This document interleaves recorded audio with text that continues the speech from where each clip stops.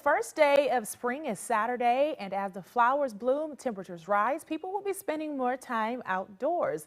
It can be the busiest time of year for lawn and landscape specialists, but the Better Business Bureau wants you to do your research before hiring a service. Last year, the BBB received 5,000 complaints against lawn care companies. So we have Chris Thetford with the Better Business Bureau joining us live via Skype with some good tips for us on how to avoid all of those issues. Thank you for joining us, Chris. Thanks, Blair. Okay, so tell me what the first thing that people should consider if they would like to hire someone to help out with their yard.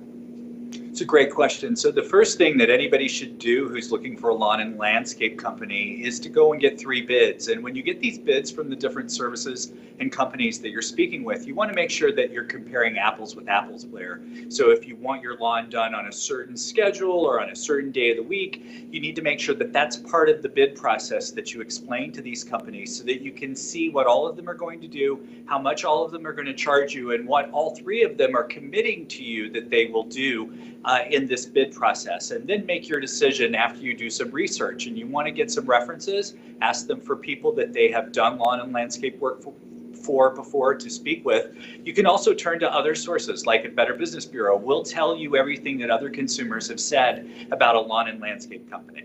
Chris, you also mentioned to us the rule of thirds. Tell me how that all works and why people should consider this type of payment option. So the rule of thirds is a great piece of information for consumers to empower themselves with. And when we say that, what we mean is that you should pay about 1/3 of the cost of a project at the time you sign a contract, 1/3 when the project is about half done, and then pay the remaining third when the project is complete. So in this case, if you were having a new patio built, Blair, what you would do is you would apply that rule, and then you keep that last third to make sure that the patio is completed exactly the way that you wanted it, so that you can use that when you work with the company to get issues resolved.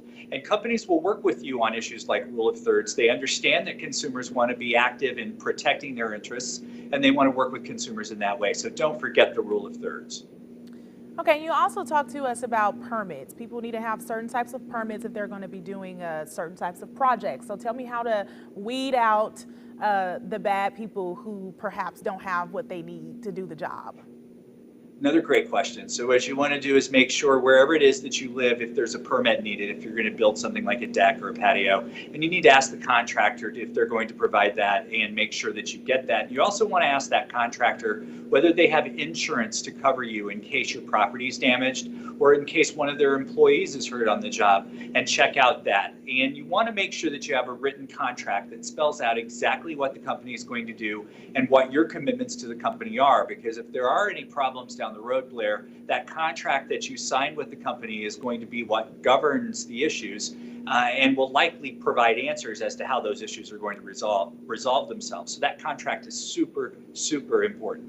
All right, thank you so much, Chris, for joining us with those wonderful tips. If you guys would like to see this interview again, you can hear all of that information on our websites, fox2now.com and kplr11.com.